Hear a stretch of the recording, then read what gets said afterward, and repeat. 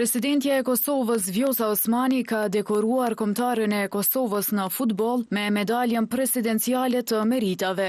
Gjatë ceremonisë, Osmani vlerësoi kontributin e futbollistëve, duke theksuar se pavarësisht humbjes në ndeshjen e fundit ndaj Turqisë, ata mbetën burim krenarie për vendin. Ajo tha se përfaqësimi dinjitoz në arenën ndërkombëtare dhe arritja në fazën finale të kualifikimeve për kampionatin botror janë dëshmi e përkushtimit dhe suksesit të ekipit. Dekorimi u bën një ditë pas ndeshjes me Turqinë, ku Kosova u mposht me rezultat 1-0. Gjatë takimit me presidenten, në emër të futbollistëve foli Vedat Muriqi, i cili gjersapati falënderime për mbështetjen, nuk arriti ta fshihë dëshpërimin pas humbjes.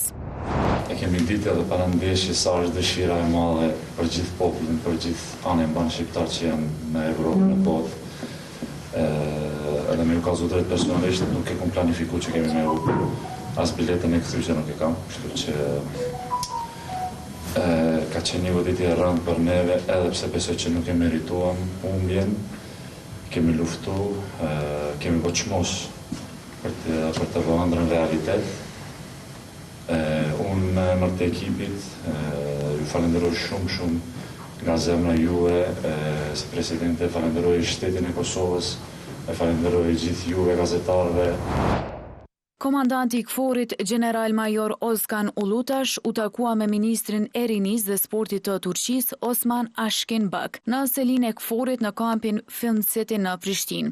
Ashkinbak qëndroi në Kosovë për ta përcjellë ndeshjen mes dardanëve dhe Turqisë. Sipas njoftimit të KFOR-it, palët shkëmbyen pikpamje mbi një sër temash, duke përfshirë situatën aktuale të sigurisë në Kosovë, aktivitetet e vazhdueshme të KFOR-it dhe prioritetet e tij kryesore për të ardhmen. Ulutash gjithashtu theksoi kontributin e gjatë të Turqisë në KFOR dhe mbështetjen e saj të vazhdueshme. Epilogu i çështjes së presidentit nuk dihet, ndonse afati kushtetuesës po vazhdon të rrjedh. Për këtë temë, nga hapësirat e kuvendit u deklarua deputeti vetëvendosjes Artan Abrashi, i cili përsëriti se subjekti politik pjesë të cilit është, nuk i ka votat për shefin e shtetit, duke akuzuar opozitën se po e mban peng procesin. Pas nesër, në kuadër të asaj seance janë parapar pikat e rregullta, në këtë rast janë do marrëveshje ndërkombëtare, të cilët tashmë ne duhet i votojmë si Kuvendi i Kosovës. Sa i përket çështjes së presidentit, natyrisht kjo çështje mbetet ende e hapur, si vetëvendosje, po e themi edhe një herë. Ne kemi vullnetin dhe gatishmërinë që gjejmë një kompromis sa i përket kësaj çështje, sepse rezultati nga zgjedhjet e fundit neve na ka dhënë mundësinë që me kry konstituimin e kuvendit dhe qeverisë, mirë po jo për ta zgjedhur vetë. Pra, që ka përdu të them është se ne jemi të detyruar më ulemi diskutu me partitë opozitare, të cilat fatkeqësisht për arsye të tyre po e mbajnë peng çështjen e zgjedhjes së presidentit të Kosovës. Akuza për qeverinë Kurti ka opozita rreth liberalizimit të tregut të energjisë. Sipas Ferhat Shalës nga PDK-ja, vendimi kushtetuesës për të mos vendosur masë përkohshme për këtë proces legjitimon politikën e qeverisë në dëm të bizneseve.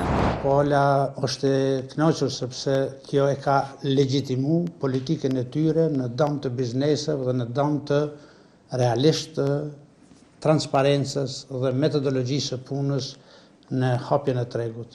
Sigurisht ne jemi pjesë e proceseve politike dhe do të shohim veprimet e përgjithshme se si do të rrjedhë situata dhe mbi të gjitha për ne është tepër me interes që sektori energjetik i vendit të kalojë në normalitet, sektori energjetik i vendit të kalojë në atë që do duhet të jetë, sidomos zërreja të jetë e pavarur, e cila fatkeqësisht dhe mjerisht për vendin dhe ekonominë tashmë ka kaluar në aset direkt të politikës ditore të qeverisë Kurti. Këtë mërkur bën 27 vjet nga masakra e Lubeniqit, një nga krimet më të rënda të kryera gjatë luftës në Kosovë. Më 1 prill 1999, në orët e hershme të mëngjesit, forcat paramilitare serbe të udhëhequra nga grupi i njohur si Çakejt rrethuan fshatin Lubeniq në Pej. Pas hyrjes në fshat ata tubuan banorët në qendër dhe i ndan burrat nga gratë. Më pas, në mënyrë njerëzore, u ekzekutuan mbi 80 civil, mes tyre burra, gra dhe fëmijë. Kjo masakër konsiderohet si një akt gjenocidi ndaj popullsisë civile shqiptare. Ndërsa familjarët e viktimave vazhdojnë të kërkojnë drejtësi dhe zbardhjen e plotë të fatit të zhdukurve. Një nxënës 11 vjeçar është sulmuar fizikisht nga një burr. Ngjarja e rëndë ka ndodhur në një shkollë në fshatin Dranos të Deçanit, derisa motivet ende nuk dihen. Rasti u konfirmua nga Shkodra Nikçi, zëdhënës i prokurorisë themelore në Pej. Është identifikuar personi i dyshuar dhe ai është ndaluar për 48 orë. Lidhur me rastin ka nisur hetimet, deklaroi ai. I mituri ka marrë tretman mjekësor dhe është jashtë rrezikut për jetë. Ky zhvillim ka shkaktuar shqetësim tek prindrit dhe komuniteti. Një person ka marrë lëndime trupore dhe po trajtohet në QKUK pas një aksidenti në rrugën Prishtina në Prizren. Në raportin 24 orësh të policisë bëhet e ditur se aksidenti është shkaktuar nga një person i cili po voziste në gjendje të dehur. Është arrestuar i dyshuari pasi dyshohet se derisa ka qenë duke drejtuar veturën në ndikim të alkoolit, ka shkaktuar aksident trafiku duke e goditur veturën e cila drejtohej nga viktima, thuhet në njoftim. Sipas asoj aksidentit, viktima ka hapësuar lëndime trupore dhe pas pranimit të tretmanit mjekësor në spitalin e Prizrenit është dërguar në QKUK për tretman të mëtutjeshëm.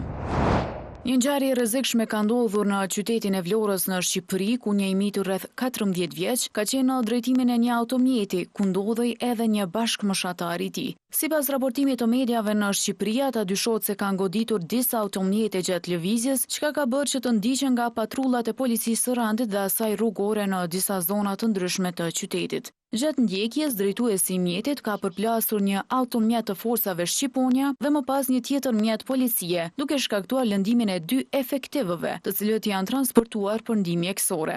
Pas ngjarjes, autori është larguar drejt banesës së tij dhe më pas është dorëzuar në komisariat. Policia po vjon hetimet për zbardhjen e plotë të rrethanave të kësaj ngjarje.